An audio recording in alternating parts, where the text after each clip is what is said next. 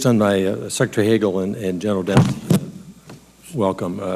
Based on my previous service in the Senate and some service now, I'm fully aware that the Pentagon has a contingency plan on the shelf for just about every possible scenario, everything from nuclear war to an invasion by Canada and everything in between. My question is, given what we've seen here happen in Iraq, maybe we didn't anticipate how stunningly quick territory could be yielded and major cities could be taken over without resistance, but nevertheless, after we failed to negotiate a SOFA agreement, Status of Forces agreement with Iraq, there had to be some anticipation that some of this territory would be up for grabs, that there would be scenarios where lack of confidence in the leadership or capability of the Iraqi military on its own would lead to something like this.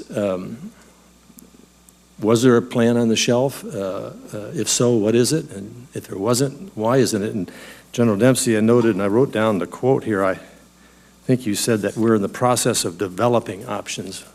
That's different than having options already thought through and strategized. I wonder if each of you could respond to that.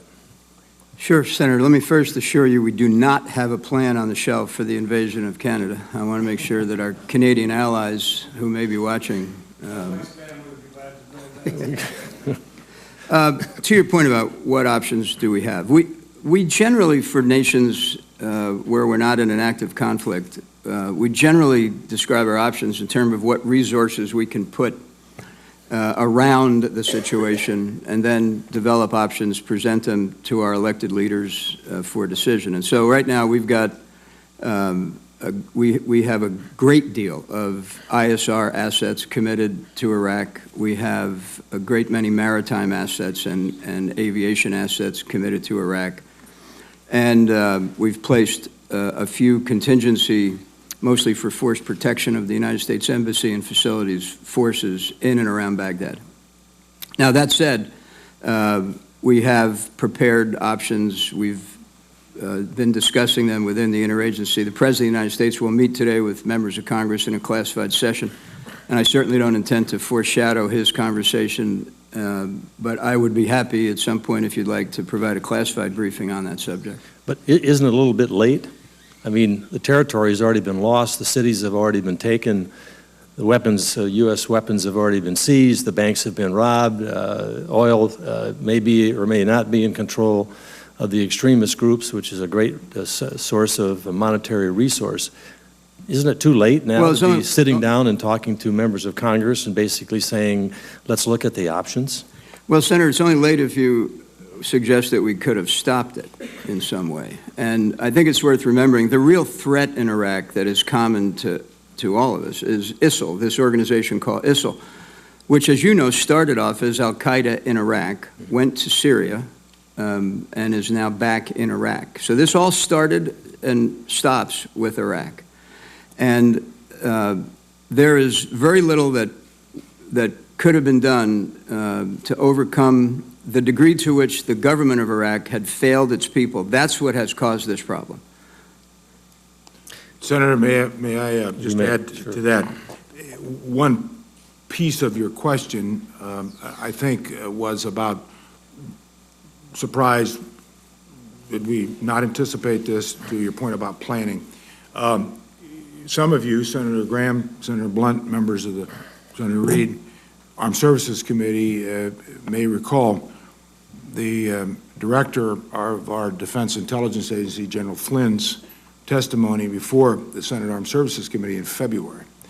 And in that testimony, he said that it is likely that specifically ISIL may well take territory in Iraq or attempt to take territory in Iraq. Now, that doesn't negate why weren't you prepared, why didn't you know about it.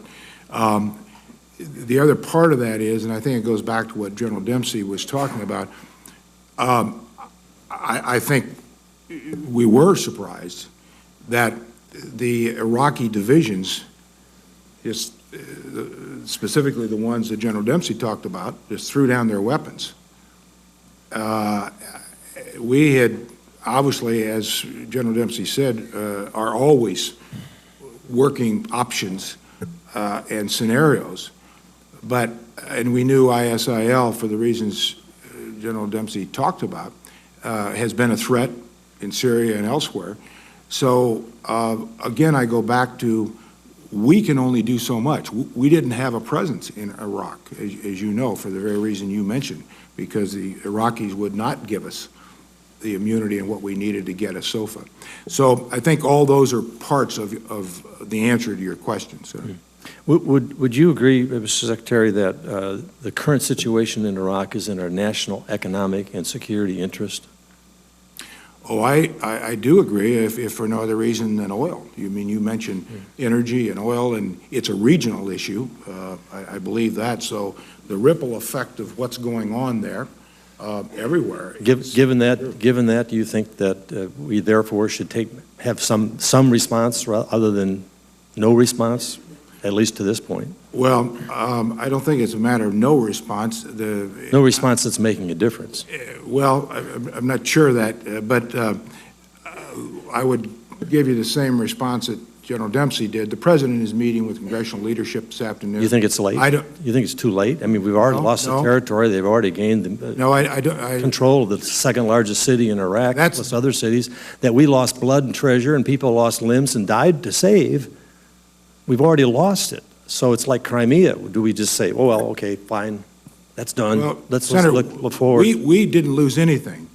The Iraqi government... Well, if it's in our national interest, we lost something. Well, you could say that about a lot of things, but I think we ought to be clear. It wasn't the United States that lost anything. We turned a pretty significant situation over, as you noted, for the very reasons you noted, to the Iraqi people when we phased out of our military involvement in Iraq. And so we have done everything we could to help them, but it's up to the Iraqis. They wanted to manage and govern their own country. So I don't think we should assign the blame to the United States for this. I think we go back to who is responsible for this.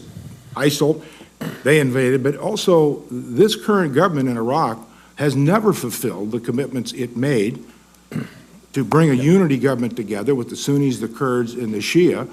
We have worked hard with them within the confines of our ability to help them do that, but we can't dictate to them. Well, yeah, my time is up, and I'll yield it back. I simply want to say that there have been many situations in the history of this country that have been in our national interest, both economically and strategically. And we simply haven't punted on some of those simply because the country that was where it was taking place didn't step up. I think though a lot of countries look to American leadership, and I'm not advocating any specific military action, but they're looking to leadership in terms of, like to know somebody's got their back. I think it might have been easier for those soldiers to shed their uniforms and run because they didn't have anybody at their back, and I know the SOFA agreement and so forth and so on, but to basically state that just because the country didn't deliver what we wanted them to deliver, it's something that's in our national security interest that we take a pass or wait too long until it's too late, I don't think is the kind of answer we want to get. Mr. Chairman, I've over my time. When we're not there, we're not there. And I mean, I don't know what you would have expected the United States to do. Well, I would hope we could get somewhere. Well, we are. That's what we've been doing the last week, and the President will talk to leaders of Congress. We've been briefing, by the way, in classified briefings the last few days, members of Congress. So I think it'd be good if the President could talk to Congress and talk to the American people, let us know where we are. Thank you.